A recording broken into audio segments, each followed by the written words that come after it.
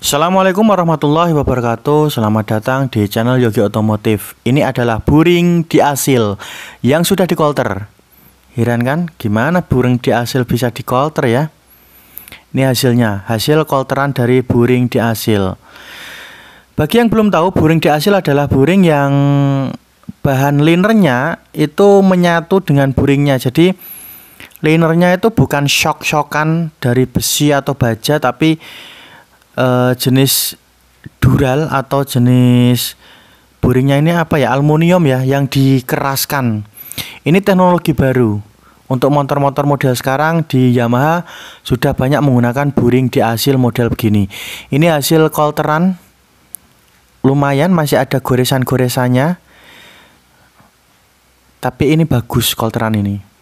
Nah, sedangkan kita menggunakan shaker yang Honda Vario 125 oversize 50, mereknya AHM atau VIM, tertulis VIM di bodinya. Aduh, nggak kelihatan ya.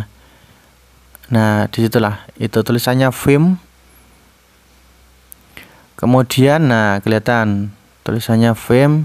Kemudian kita akan potong ekornya. Nah, masalahnya adalah pin atau pengunci stang shaker ini loh, apa namanya?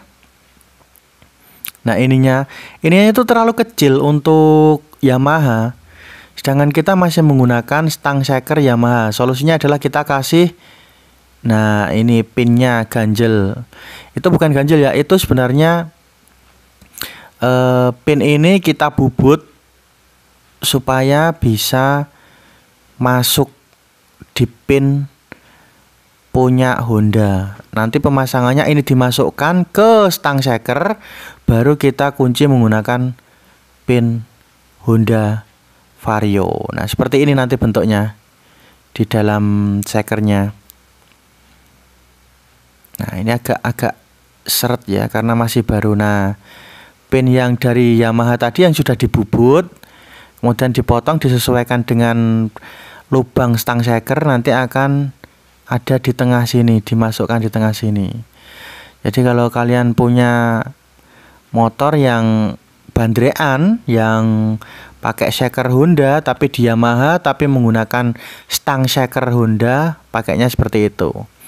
Ekor pada shaker kita potong karena ekor shaker Honda Vario ini nyenggol ternyata, jadi kita harus pendekin, digerinda supaya pendek dan bisa masuk ke buringnya.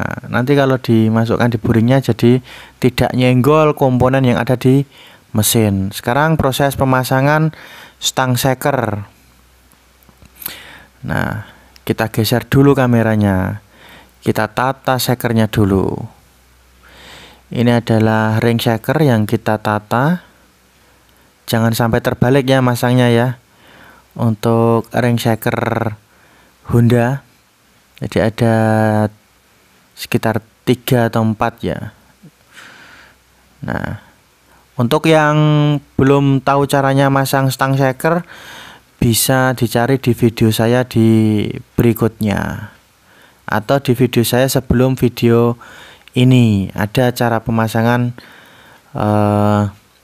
ring shaker untuk Honda Vario. Sebenarnya ini sudah beberapa kali ya. Ini pasien yang ke sekian lah. Sebelumnya juga ada pasien Mio Soul GT, sama penyakitnya. Jadi buringnya itu baret sehingga motornya itu mengeluarkan asap, knalpotnya itu berasap tipis. Kemudian tenaganya agak loyo karena ngempos. Saat dibongkar ternyata olinya habis. Nah, permasalahan pada motor yang menggunakan buring diasil itu olinya kadang-kadang sering menguap. Dan juga motor injeksi itu kalau injeksi kan irit ya, jadi motornya itu mudah panas mesinnya. Kalau mudah panas ya olinya menguap, banyak yang menguap. Nah, kalau oli banyak yang menguap jadi olinya berkurang. Kita tidak sadar kalau olinya berkurang, tiba-tiba olinya tinggal 1 sendok, kemudian motornya ngejim panas, kan begitu ya. Itulah kendala motor injeksi. dan menggunakan diasil. Nah, pinnya ini, pin stang sekernya kita masukkan dulu ke stang seker supaya mapan ya. Nah, kalau pinnya sudah dimasukkan, kita tinggal memasukkan sekernya, kemudian dikunci menggunakan pin Honda Beat. Nah, kita masukkan pinnya seperti ini. Nah, kalau sudah masuk pinnya, agak susah ya ternyata ya. Ini agak membutuhkan sedikit waktu bagi yang tidak terbiasa ya, memang agak kesulitan ya. Tapi sebelumnya jangan lupa dipasang dulu pengunci pada kanan dan kirinya ya. Pada sebelah kirinya, bukan kanan ya. Kalau dari sini kelihatan seperti kanan ya. Tapi di kiri pen itu, pen stang seker itu kan ada kecil kayak penguncinya yang seperti kawat itu. Jangan lupa dipasang. Nanti sudah keburu dipasang pen stang sekernya, penguncinya tidak dipasang, lepas, malah baret-baret kemana-mana. Nah, ini yang kecil itu loh, yang dipegang tangan sang mekanik. Nah, itu jangan lupa dipasang. Kalau itu lupa dipasang, nanti geser-geser pen stang sekernya gitu. Paham ya? Paham. Oke, sekarang kita lanjut ke pemasangan blok bureng. Istilahnya buring. Tapi kalau orang bengkel biasa menyebutnya blok mesin ya. Blok mesin, terus atasnya itu namanya kop. Jadi kalau menyebut komponen yang di coulter itu blok. Kalau yang atasnya, yang tempat busi namanya kop. Kalau sepaket namanya blok kop. Kita pasang dulu. Harus hati-hati dan sabar karena nama bengkel dipertaruhkan di sini. Kalau sampai rusak lagi, nama bengkel jadi buruk kan ya. Oh ya, kalau mau datang ke bengkel kami bisa datang ke Jalan Tambak Lulang, perempatan Tambak Lulang ke selatan sedikit. Oke. Bang, itu kalau diasil di coulter apa enggak? Ini nanti ngempos. Nah, resikonya, ini ada resikonya. Tidak semua motor yang kita perbaiki tidak ada resikonya. Semuanya ada resikonya. Resikonya adalah kita harus sering-sering ngecek oli. Karena diasil yang sudah di coulter, otomatis kerenggangannya tidak seperti buatan pabrik kan ya. Kerenggangannya otomatis diberi celah beberapa mili. Tidak seperti pabrik yang rapet banget ya. Walaupun pabrik juga kadang-kadang buatan pabrik ada yang olinya juga menguap dan lain sebagainya. Nah, apalagi yang coulteran ya. Ini bisa dipakai kalau nggak salah 5 tahun masih awet loh. Pasien kami tuh sampai ada yang 3 tahun, ada yang 5 tahun, itu belum rusak sampai sekarang. Untuk penggantian shaker ini, diganti shaker yang lebih besar, kemudian di coulter. Di hasilnya lebih hemat, lebih murah, tidak ganti buring, tapi buringnya tetap bisa dimanfaatkan. Ongkosnya juga tidak terlalu mahal, karena sekitar, kalau di sini itu bubut sekitar 100-an ribu deh.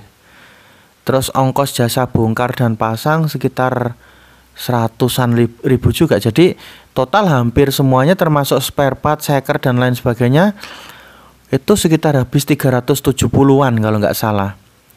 Itu sudah tambah oli, sudah tambah bensin, sudah tambah nyekur klep, karena klepnya kan bocor juga tuh. Karena olinya juga banyak berkurang. Kemudian nyeteli, terus bersihin throttle body, kemudian apalagi ya, pokoknya 370 itu sudah semuanya, sudah sama pasangnya lah, sudah semua spare partnya juga dicarikan bengkel. Kalau mau bawa spare part sendiri juga nggak masalah sih. Bengkel sih fine-fine aja, malah seneng, tinggal kita kerjakan saja ya. Nah, ini pengetesan saat sudah terpasang semua. Bisa menyala atau tidak, kompresinya padat atau enggak. Kita cek dulu seperti ini.